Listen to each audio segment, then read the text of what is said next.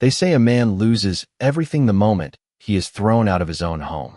They never tell you that sometimes the front door closing behind you is the sound of a better life finally opening. My name is Nathan Walker. I am 42 years old, and until midnight on Christmas Eve, I believed that patience could fix almost anything. I was wrong. Some people mistake patience for weakness, and once they do, they stop seeing the person standing in front of them. They only see the story they have invented. Snow covered the quiet suburban street outside our home in Fairfield, Connecticut. Christmas lights shimmered across neighboring houses, reflecting off fresh white snow that had fallen all afternoon. The entire neighborhood looked peaceful, the kind of place where children built snowmen and families gathered around fireplaces with hot chocolate. Inside our house, however, warmth had already disappeared long before the front door opened. Emily stood in the hallway with her arms crossed, her expression colder than the December wind waiting outside. Beside her stood her parents, Thomas and Linda Carter, while her younger brother Brandon leaned against the staircase with a smug smile that seemed almost rehearsed. My suitcase rested beside the front door. Someone had already packed it. I looked at the familiar leather bag for several seconds before realizing nobody intended to explain how it had gotten there. They expected me to understand without asking questions. Emily finally broke the silence. "It is over, Nathan." Her voice sounded calm, almost businesslike, as though she were discussing a canceled reservation instead of 12 years of marriage. "You need to leave tonight." I looked from her to the suitcase and then toward the Christmas tree glowing quietly in the living room. Wrapped presents still rested underneath its branches. Our stockings still hung above the fireplace. Family photographs still decorated the shelves. Every memory remained exactly where it had always been, but suddenly none of it belonged to me anymore. "Tonight?" I asked softly. Emily nodded without hesitation. "There is nothing left to discuss." Thomas stepped forward before I could answer. "Again, Emily has wasted enough years hoping you would become something more than you are." His words settled over the room with surprising ease, as though he had practiced them many times before. Linda sighed dramatically and shook her head. "You are not a bad man, Nathan. You are simply not the man our daughter deserves." Brandon laughed under his breath. "At least they waited until Christmas Eve was almost over. That was considerate." A few quiet chuckles followed. Nobody seemed embarrassed by them.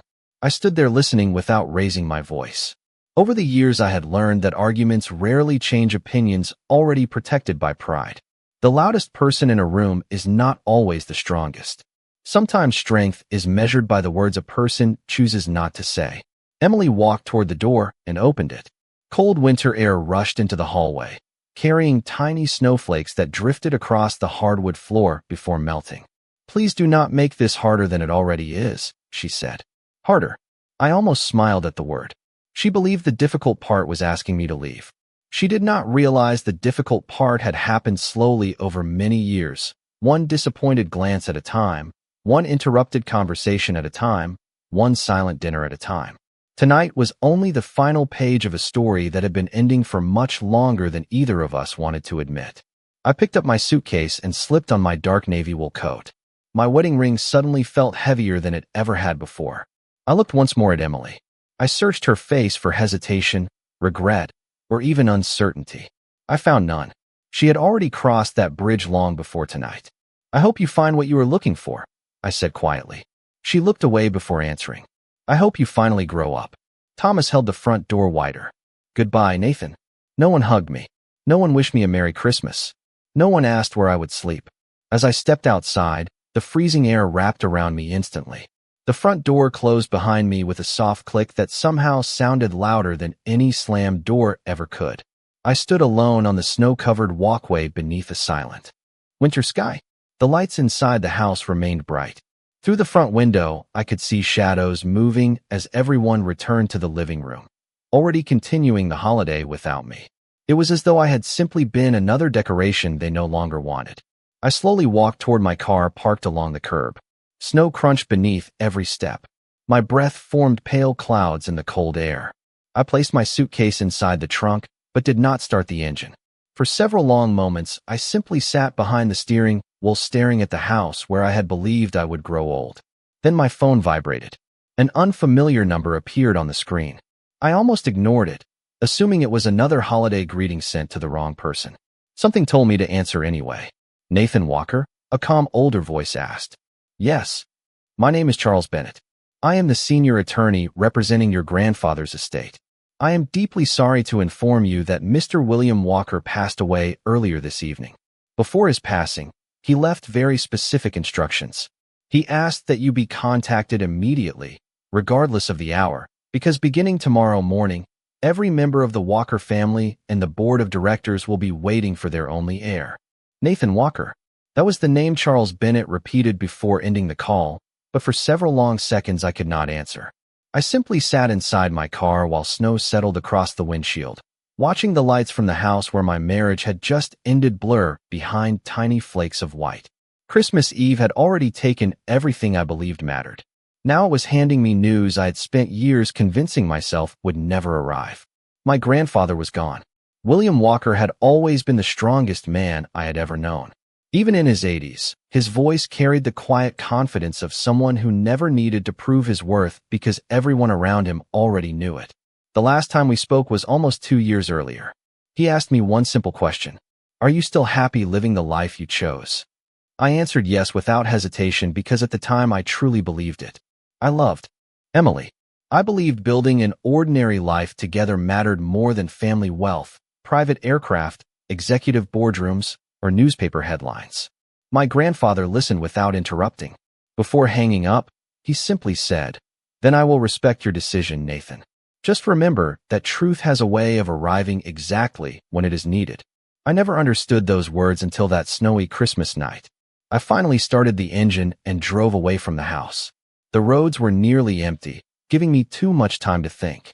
Every traffic light reflected across the wet pavement, while Christmas decorations glowed from quiet neighborhoods preparing for morning celebrations. Families were opening gifts. Children were falling asleep after waiting for Santa Claus. Somewhere inside the Carter house, Emily was probably sitting beside the fireplace, surrounded by the people who believed they had solved the biggest problem in her life. They had no reason to imagine that a single phone call had already changed everything. Charles instructed me to stay at the Walker estate outside Greenwich and arrive at the family office by 9 o'clock the next morning. I agreed without asking questions. Nearly every important memory from my childhood had begun at that estate. I learned to ride horses there. I caught my first fish in the lake behind the mansion. My grandfather taught me that wealth should be treated like responsibility instead of celebration. Money makes noise only when the wrong people hold it, he often said. As I crossed the state line, memories continued surfacing one after another. People often assume children raised in wealthy families grow up spoiled. My grandfather refused to allow that. Summers meant working alongside maintenance crews instead of vacationing on private islands. Birthdays meant writing thank you letters by hand. Every allowance came with responsibilities. Every privilege required discipline. When I graduated from college, everyone expected me to join Walker Global Holdings immediately. Instead, I surprised the entire family by choosing a different path. I wanted to build something on my own before accepting any position connected to my last name. My grandfather never argued. He simply smiled and wished me luck. Years later, when Emily and I married, I made another decision that confused almost everyone. I never told her how much the Walker family truly owned. I explained only that my relatives were financially comfortable and that I preferred earning my own way. At first, she admired that choice. She told her friends she loved that I was humble, hardworking, and grounded. Those compliments slowly disappeared as our lives became more ordinary than she expected. Promotions at work mattered more. Bigger houses became important. Expensive vacations turned into comparisons with friends. I never noticed exactly when admiration changed into disappointment. Looking back now, perhaps it happened so gradually that neither of us realized it until there was nothing left to repair. Shortly after 1 o'clock in the morning, I turned through the iron gates of the Walker estate. They opened automatically before my headlights reached them. The long private driveway curved through rows of snow-covered oak trees before revealing the mansion standing quietly against the winter sky. Every window glowed with warm light. Even from a distance, I could tell the house had not been asleep. Staff members had remained awake waiting for me. My car stopped beneath the front entrance where a familiar figure stepped outside before I could open the door. Harold Simmons had served as my grandfather's chief of staff for nearly 30 years. His hair had become completely white since I last saw him, but his posture remained perfectly straight. He walked toward me, opened the driver's side door himself, and offered a gentle nod. "Welcome home, Mr. Walker." Those 3 words felt unfamiliar. Nobody had called me that in years. Harold looked into my eyes for a moment before quietly adding, "Your grandfather spoke about you every single week. He never stopped believing you would return when the time was right." I looked back toward the snowy driveway stretching into darkness. Less than 2 hours earlier, I had been standing outside another house with one suitcase after being told I no longer belonged there. Now I stood at the entrance to the place where someone had been waiting for me all along. Nobody slept much inside the Walker estate that night. The mansion remained quiet, but it was the kind of silence that came from respect rather than emptiness. Staff members moved softly through the hallways, preparing for the morning without disturbing one another. I stood alone in the library where my grandfather had spent countless evenings reading beside a large stone fireplace. The room looked exactly as I remembered it. Floor-to-ceiling bookshelves covered the walls. Family photographs rested on polished wooden tables. A grandfather clock continued marking every passing minute with the same steady rhythm I had heard since childhood. Nothing had changed except the one man who had always occupied the leather chair beside the fire. Harold entered carrying 2 cups of coffee. He placed one beside me without saying anything for several moments. Finally, he spoke. "He always believed you would come back through that front door." I wrapped both hands around the warm cup before answering. "I wish it had happened while he was still here." Harold nodded slowly. "So did he. But he never blamed you for choosing your own life." Those words stayed with me long after he quietly left the room. I walked toward one of the family photographs resting beneath a small brass lamp. It showed me at 12 years old standing beside my grandfather on the deck of an old wooden sailboat. We were both smiling, our clothes soaked after getting caught in a summer storm off the Connecticut coast. I remembered that day clearly because I had apologized for ruining the trip. My grandfather laughed and said something I never forgot. "Nathan, the strongest ships are not built for calm water." At the time, I thought he was talking about sailing. Years later, I realized he had been talking about life. As dawn approached, memories continued returning one after another. I remembered family dinners where executives sat beside gardeners because my grandfather insisted every person deserved equal respect. I remembered him introducing maintenance workers by name before introducing billionaires visiting the estate. He often reminded me that titles impress strangers, but character impresses people who truly matter. Those lessons shaped nearly every decision I made as an adult.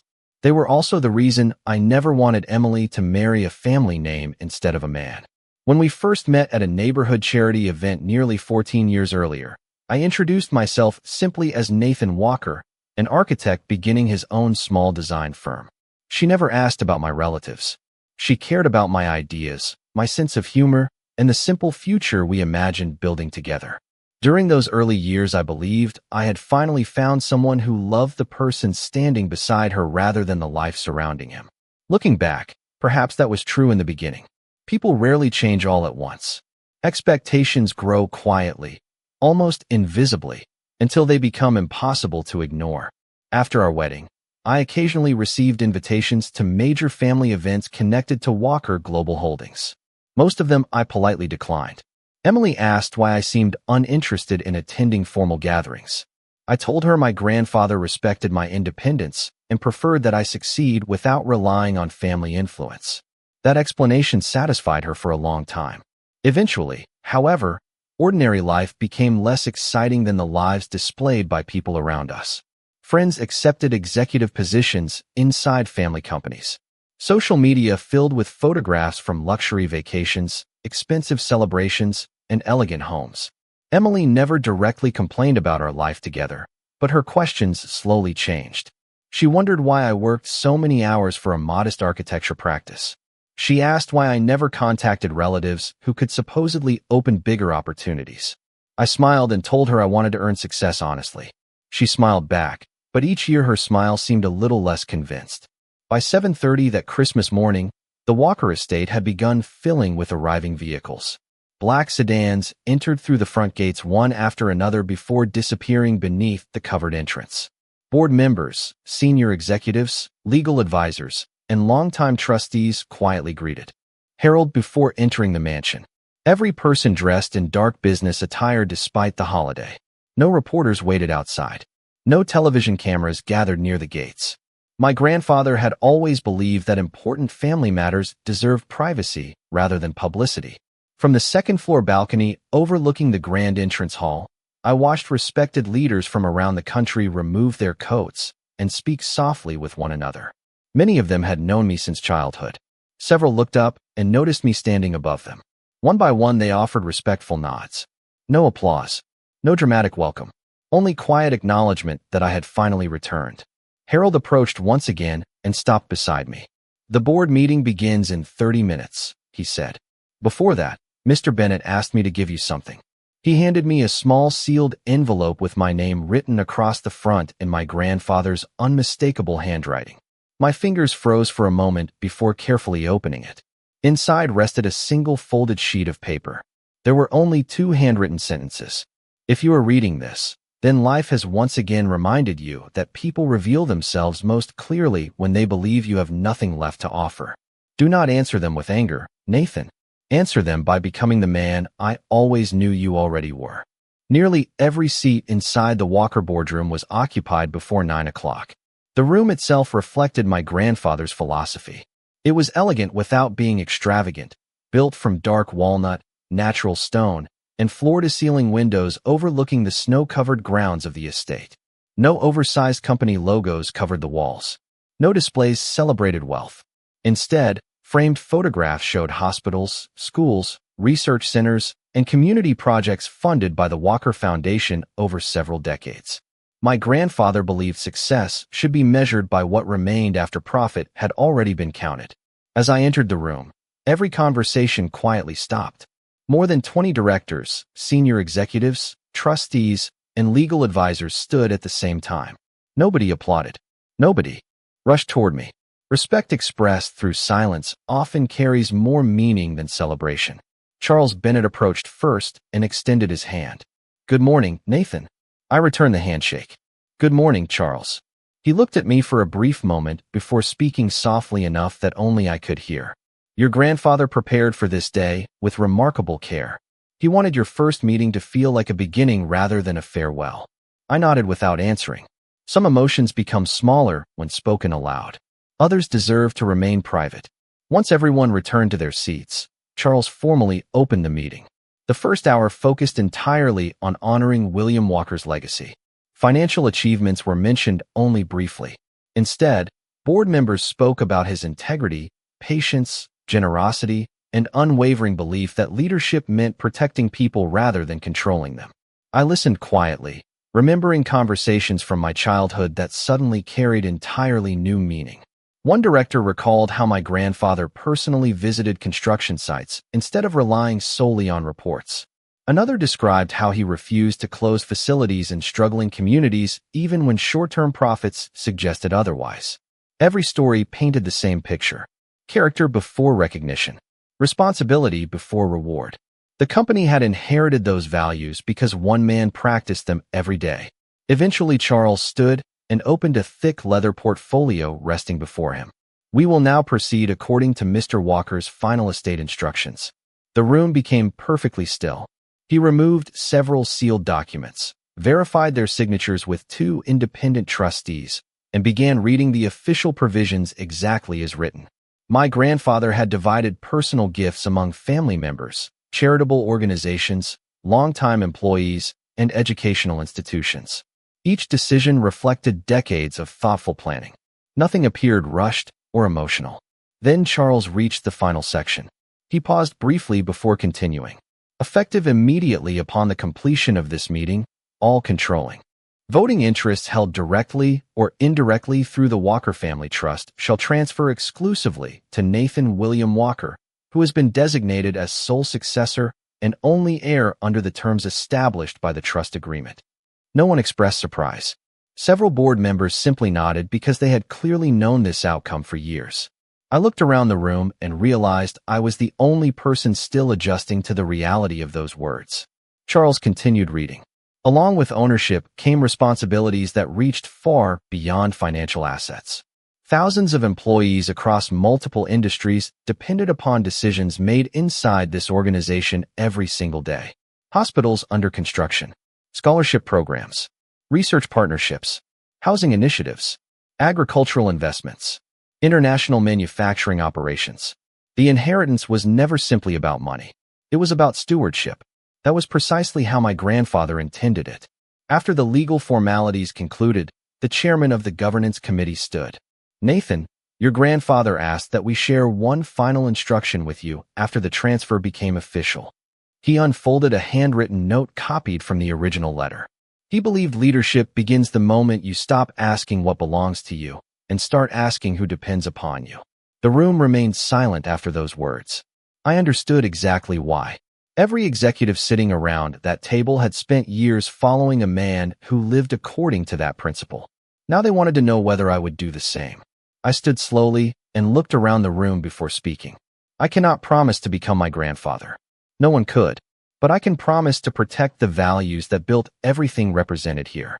We will continue investing in people before headlines, in long-term trust before short-term applause, and in integrity before convenience. Several people smiled quietly. Others simply nodded. No dramatic speeches followed because none were necessary. The meeting moved naturally into operational planning. Reports were reviewed. Transition schedules were approved. Governance procedures remained unchanged exactly as my grandfather had instructed. Stability mattered more than symbolism. During a short recess, Harold approached with a tablet in his hand. "There is something you should probably see." He handed it to me without another word. The screen displayed a financial news article published only minutes earlier. It reported the passing of William Walker and confirmed that the board of Walker Global Holdings would announce the identity of the company's sole successor later that afternoon. The story was already spreading rapidly across business networks. I stared at the headline for several seconds before handing the tablet back. Somewhere beyond these estate gates, reporters were beginning to ask questions. Investors were waiting for official confirmation. Across town, television stations were preparing special coverage.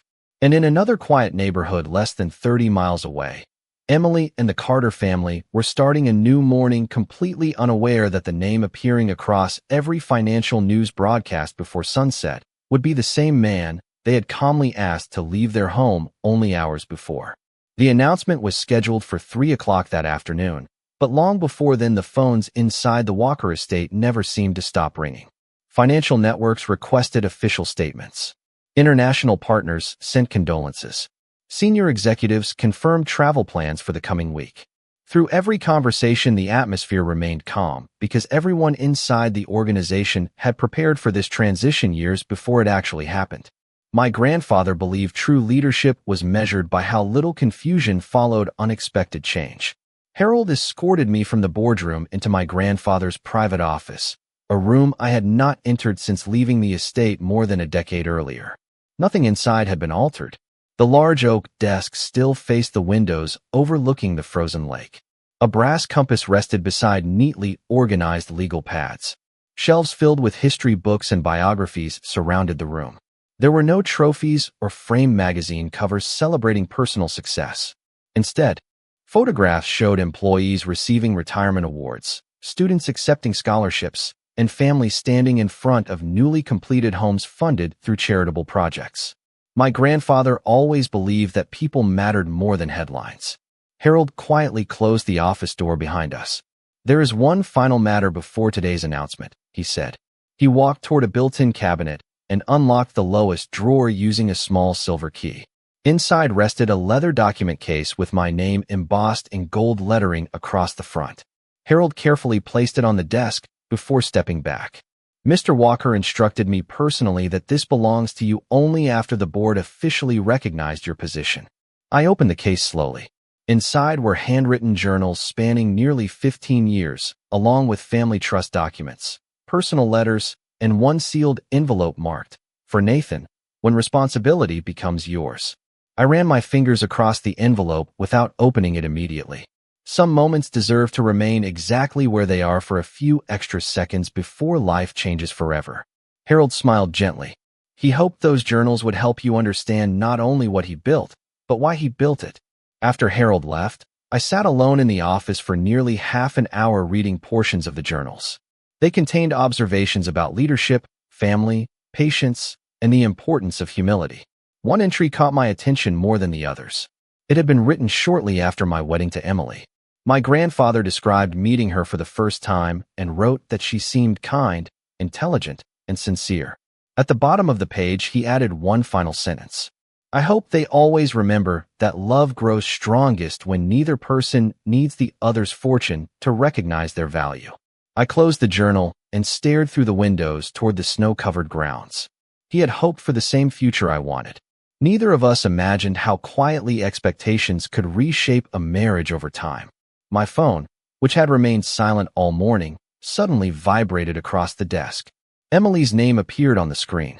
I watched it ring until the call ended. Less than a minute later, another call arrived. Then a third. She had never called me 3 times in a row during our entire marriage. Before I could decide whether to answer, a text message appeared. Nathan, please call me when you can. Something strange is happening. People keep mentioning the Walker family on television. I looked at the message for several moments before placing the phone back on the desk without replying. Not because I wanted to ignore her, but because I knew any conversation before the official announcement would create more confusion than clarity. The truth deserved to arrive all at once rather than in scattered pieces. Shortly after noon, Charles Bennett entered the office carrying a folder filled with briefing documents. Everything is ready, he said. The announcement will take place in the executive auditorium downtown exactly as scheduled. Investors, board members, senior leadership, and the financial press have all confirmed attendance. I nodded. Any changes? None. He hesitated briefly before continuing. One additional item may interest you. Several companies connected to the Carter family have already contacted our corporate relations department requesting meetings sometime next month. I raised an eyebrow. For what reason? Charles smiled politely. They appear interested in expanding their business relationship with Walker Global Holdings. They are not aware of today's succession details. I almost laughed, not because the situation was amusing, but because life sometimes arranges irony with remarkable precision. Less than 12 hours earlier, I had been standing outside their house with one suitcase after being told I offered nothing worth keeping. Now they were unknowingly asking to strengthen relationships with the organization my grandfather had entrusted entirely to me. I looked once more at Emily's unanswered message before placing the phone into my jacket pocket. My feelings toward her remained complicated. I did not hate her. I did not wish her family harm. I simply understood something I had refused to admit for years. Respect that depends upon circumstances is never truly respect. Charles checked his watch before speaking again. We should leave in 15 minutes. I stood, buttoned my dark navy suit jacket, and picked up the leather document case my grandfather had left behind. As I followed Charles through the quiet hallways of the Walker estate, dozens of employees paused briefly to offer respectful greetings. No one treated me like a celebrity. They treated me like a responsibility they hoped would be worthy of the man who came before. Outside, black vehicles waited beneath a pale winter sky, while fresh snow continued falling across the long driveway. Somewhere across town, Emily was still trying to understand why every major business network had suddenly begun repeating one name that would soon change her understanding of the last 12 years forever. Nathan Walker had disappeared from Emily's life only hours earlier. Yet by the time the black motorcade entered downtown Stamford, his name was already beginning to circulate through financial circles across the country. The headquarters of Walker Global Holdings stood above the city like a quiet reminder that true influence rarely needed extravagant displays.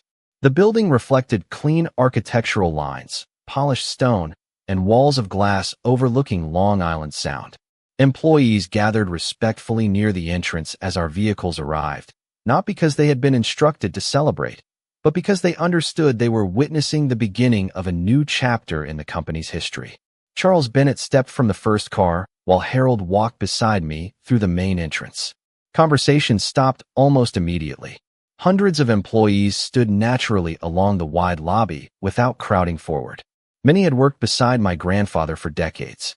Some remembered me as a young man visiting the office during summer breaks. Others knew me only through stories William Walker occasionally shared during annual leadership gatherings. One after another, they greeted me with quiet respect. Welcome back, Mr. Walker. Our condolences. Your grandfather was proud of you. Every sentence carried warmth rather than ceremony. I thanked each person individually before following Charles toward the executive auditorium on the top floor. Large television screens throughout the building displayed a simple black ribbon beside a photograph of my grandfather smiling exactly as I remembered him. Beneath the image appeared only 3 words: integrity, service, legacy. There was no mention of fortune, rankings, or wealth. He would have preferred it that way. As the elevator climbed, Charles reviewed the schedule one final time. The board will introduce the succession first. You will speak after the formal resolution has been approved. The press will have limited questions afterward. I nodded. Nothing changes from the plan. Nothing, he confirmed.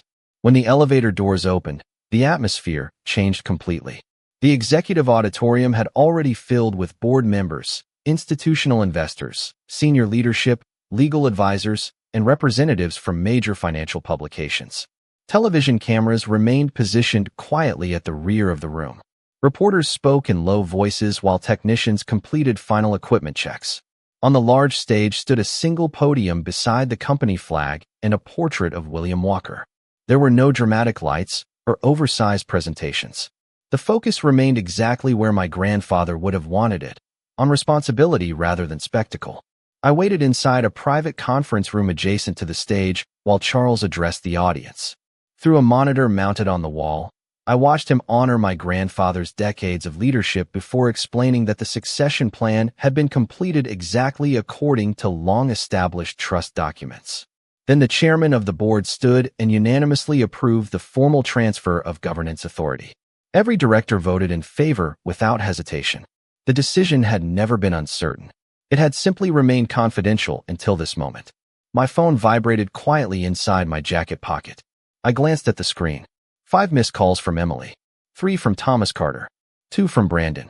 None of them had ever called me that many times in an entire month, let alone a single afternoon. A new message appeared before I locked the screen again. Nathan, please answer. They are saying your name on every business channel. I need to understand what is happening. I slowly slipped the phone back into my pocket. There would be time for answers later. Right now, there were thousands of employees waiting to learn who would guide the future of the organization my grandfather had spent his lifetime building. Charles opened the conference room door and smiled gently. It is time. I walked beside him toward the stage entrance. As my name was announced, the audience stood together.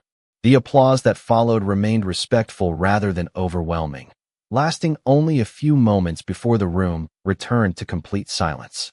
I stepped behind the podium and looked across hundreds of familiar and unfamiliar faces. Every person waiting in that auditorium represented families, careers, dreams, and responsibilities extending far beyond any one individual. I understood at that moment why my grandfather had always spoken about leadership with such seriousness. It was never about privilege. It was about service. I thanked everyone for honoring William Walker's memory before making one promise. Nothing that made this company worthy of your trust will change because one name has replaced another. We will continue building with integrity, investing in people, and earning confidence through actions rather than appearances. The audience responded with quiet applause once more. There was no celebration of wealth, only confidence that stability would continue. As the event concluded, reporters received limited opportunities for questions before official press materials were distributed. One financial journalist asked why I had remained almost completely absent from public life for so many years despite belonging to one of the country's most influential business families. I smiled before answering, because I wanted to know who valued me before they knew my circumstances. The room became noticeably quieter after that sentence. Many people lowered their pens. Others simply nodded. They understood there was a deeper story behind those words, even if they did not yet know it. Meanwhile, only a few miles away, Emily stood frozen inside her parents' living room as every major business network replayed the same image of Nathan Walker standing confidently behind the podium beneath the words, sole heir and new chairman of Walker Global Holdings. For the first time since asking me to leave the house, she finally understood that the quiet man she believed had nothing to offer had never needed to prove anything at all. By the time the press conference ended, the story had already spread across every major business network in the country. Television anchors discussed the transition of Walker Global Holdings. Financial analysts reviewed the company's long history. Newspapers published photographs of William Walker alongside images from the afternoon announcement. My own face appeared on screens I had spent more than a decade avoiding. Ironically, the attention I had walked away from years earlier had found me again without my asking for it. I returned to the executive floor with Charles Bennett and several members of the board to review the first operational reports following the transition. Everything moved exactly according to the succession plan my grandfather had designed years before. Department heads confirmed stability across every division. International partners expressed confidence. Market analysts responded positively to the clarity of the leadership transition. There were no emergencies waiting behind the conference room doors because responsible leadership had prepared for this moment long before it arrived. While the organization continued its work, my personal phone remained almost impossible to ignore. 23 missed calls. 11 text messages. Most came from Emily. Others came from Thomas and Brandon. Even Linda, who had rarely contacted me during our marriage, had left 2 voice messages asking me to return the family's calls as soon as possible. I looked at the notifications without opening them. My feelings surprised even me. I was not angry. I was not excited. I simply felt tired. Sometimes the end of a relationship does not arrive with shouting or tears. Sometimes it arrives with quiet acceptance that 2 people stopped seeing each other long before they stopped living together. Around 5:30 that evening, Charles stepped into my office carrying another folder. "One additional matter requires your attention," he said. I invited him to sit. He opened the file and explained that Walker Global Holdings had maintained a long-standing commercial relationship with Carter Development Group through several independent construction and consulting agreements. The contracts represented only a small portion of our national portfolio, but they remained important to the Carter family business. I recognized the company name immediately because Thomas had proudly discussed those projects during family dinners for years. He always spoke as though securing those partnerships had been entirely his own accomplishment. Charles continued speaking. "Several executives from Carter Development Group have requested an urgent meeting after today's announcement. They appear unaware that all existing agreements remain subject to standard governance review under the new leadership." I closed the folder gently. "Then they will receive exactly the same treatment as every other business partner." Charles nodded with approval.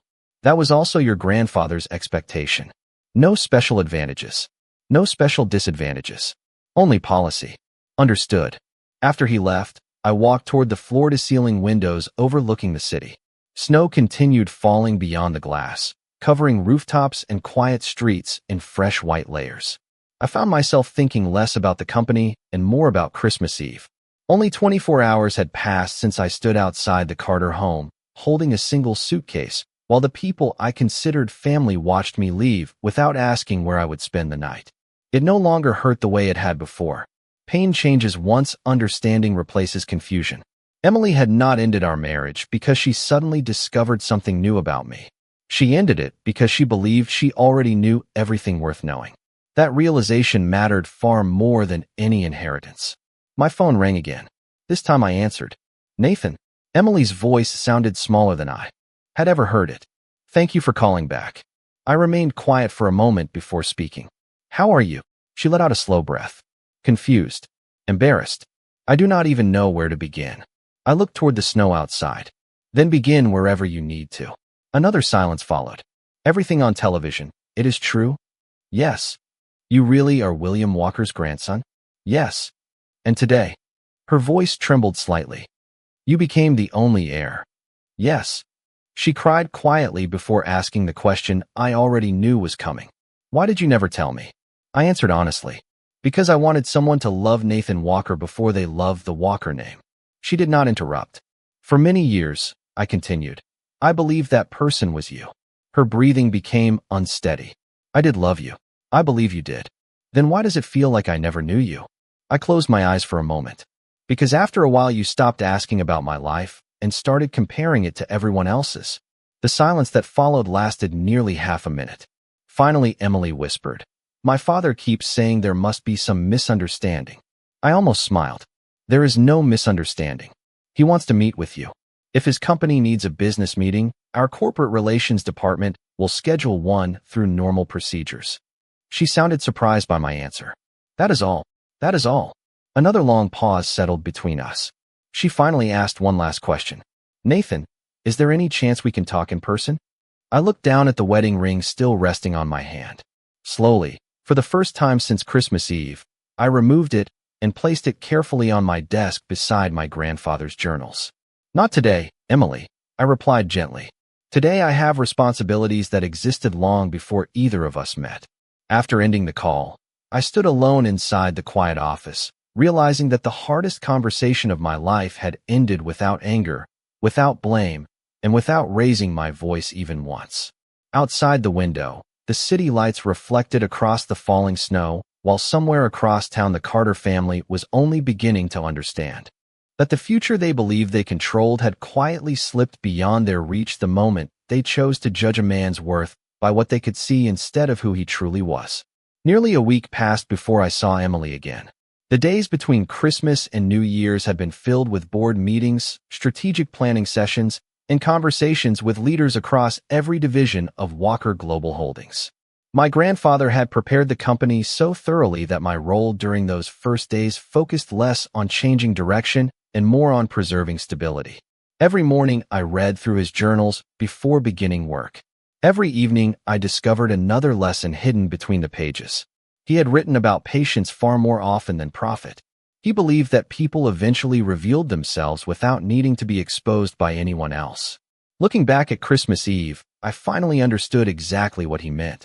On the final business day of the year, Walker Global Holdings hosted a long-scheduled leadership reception at the company's executive conference center overlooking Long Island Sound.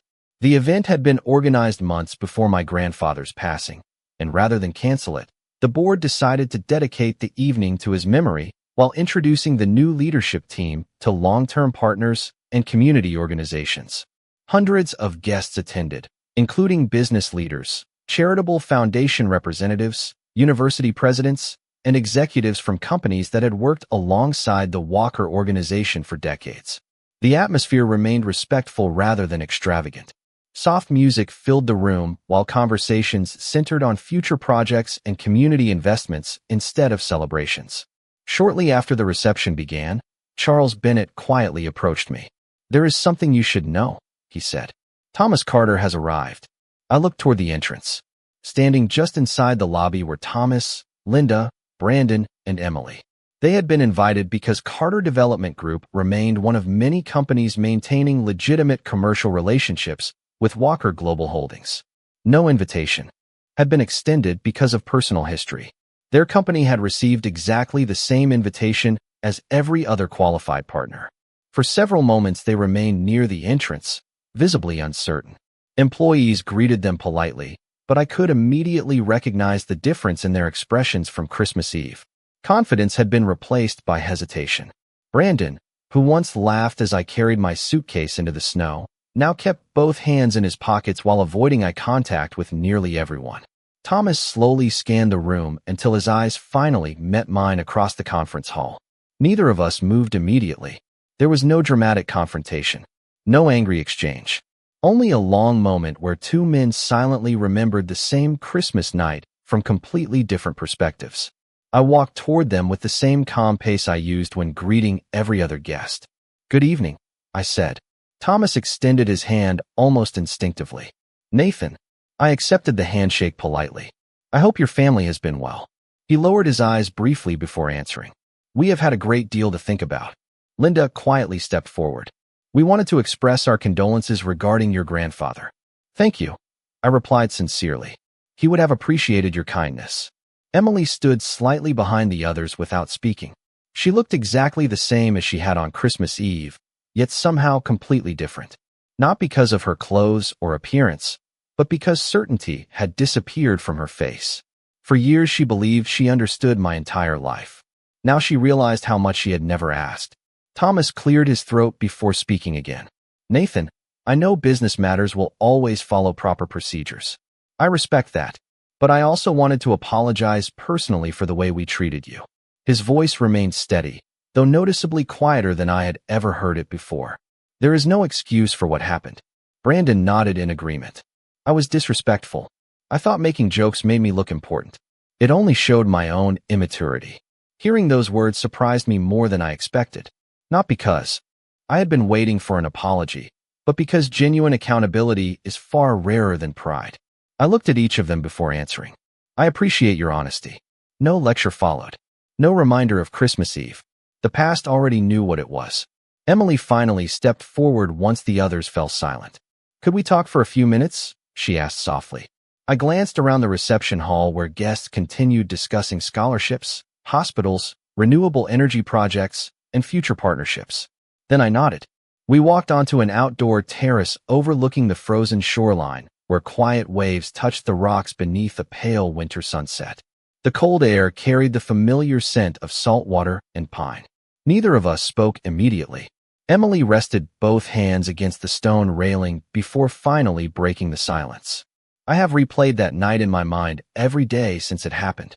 I remained quiet. The hardest part, she continued, is realizing that even if you had never inherited anything, I still would have been wrong. I slowly looked toward the horizon. That was the first sentence she had spoken since Christmas that truly mattered. She was no longer talking about money. She was finally talking about character. Nathan, she whispered, I did not lose you because of your family name. I lost you because somewhere along the way I stopped seeing the man standing beside me. Her words drifted into the cold evening air while gentle snowflakes began falling once again. For the first time since our marriage ended, I believe she finally understood the lesson that no inheritance, no fortune, and no company could ever teach someone who refused to learn it on their own. Emily's words remained suspended between us as snow drifted quietly across the shoreline. For several long moments, neither of us spoke. The waves rolled gently against the rocks below the terrace, following the same rhythm they had long before either of us met, and long after this conversation would become only another memory. I looked at the woman I had loved for 12 years and realized something unexpected. I no longer felt the need to convince her of anything. The truth had already done that work on its own. Emily slowly turned toward me, her eyes filled with tears she no longer tried to hide. I keep wondering if there is anything I can say that will change what happened. I answered honestly. There are words that can heal people. There are words that can rebuild trust. But there are also moments when those words arrive too late. She lowered her head. I know. We stood together in silence for another minute before she reached into her coat pocket and carefully removed my wedding ring. I recognized it immediately. She had quietly slipped it from my nightstand after I left the house on Christmas Eve, believing there would never be another chance to return it. She placed it gently in my hand. This belongs to you. I looked down at the simple gold band resting against my palm. It suddenly seemed much lighter than it had only a week earlier. Thank you, I said softly. She nodded, knowing there was nothing else to add. Before returning inside, she asked one final question. Will you ever forgive me? I thought about my grandfather's journals, about every lesson he had left behind, and about the sentence that had stayed with me most. People reveal themselves most clearly when they believe you have nothing left to offer. I looked back at Emily with complete honesty. I already do. She looked surprised. Then why does this still feel like goodbye? I smiled gently. Because forgiveness and returning are not the same thing. She closed her eyes for a brief moment before quietly whispering, I understand. We walked back into the reception together. Thomas and Linda thanked me once more for speaking with them before leaving with Brandon and Emily. No dramatic scene followed. No promises were made. No impossible ending tried to erase everything that had happened. Sometimes maturity means accepting that love can be real while still recognizing that trust has already reached its final chapter. As the weeks turned into months, life settled into a new rhythm. Walker Global Holdings continued expanding scholarship programs, medical research partnerships, affordable housing initiatives, and community investments exactly as my grandfather had envisioned. Every major decision I made began with one question borrowed directly from his journals. Who benefits from this besides us? Surprisingly, that single question often produced better answers than entire rooms filled with complicated strategies. Carter Development Group remained one of our business partners because they consistently met every professional standard required by company policy. They received no special treatment because of our shared history, but they also received no unfair obstacles. Fairness means refusing to let personal disappointment become professional judgment. Thomas later wrote a handwritten letter thanking me for honoring that principle. I kept the letter inside one of my grandfather's journals as a reminder that humility sometimes arrives after painful lessons. Emily and I finalized our divorce quietly a few months later. The process remained respectful from beginning to end. We divided our lives with dignity instead of resentment.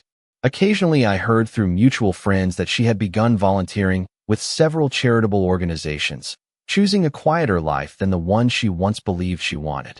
I sincerely hoped she found peace. Holding on to bitterness would only have chained both of us to a past neither could change. One autumn morning nearly a year later, I stood beside my grandfather's favorite lake at the Walker estate, holding the same brass compass that had rested on his desk for decades. The trees surrounding the water had turned brilliant shades of gold and crimson. Harold joined me, carrying 2 cups of coffee, just as he had done on my first night back at the estate. He smiled before asking, "Do you think he would be proud?" I looked across the calm water where the first leaves drifted gently onto the surface. I hope he would say I finally understood what he spent a lifetime trying to teach me. Harold nodded. I believe he already knew you would. As the morning sun reflected across the lake, I realized the greatest inheritance my grandfather had left me was never measured in buildings, companies, investments, or wealth. Those things could all disappear one day. The true inheritance was the quiet confidence to know my worth without needing someone else to recognize it first. Christmas Eve had taken away the life I believed I wanted. In return, it gave me something far more valuable. It reminded me that character remains when everything else has been stripped away. The front door that closed behind me that snowy midnight no longer felt like the ending of my story. It had become the first step toward a life built not on hidden fortune or family legacy, but on the simple truth that a person's greatest value has never depended on what others are able to see.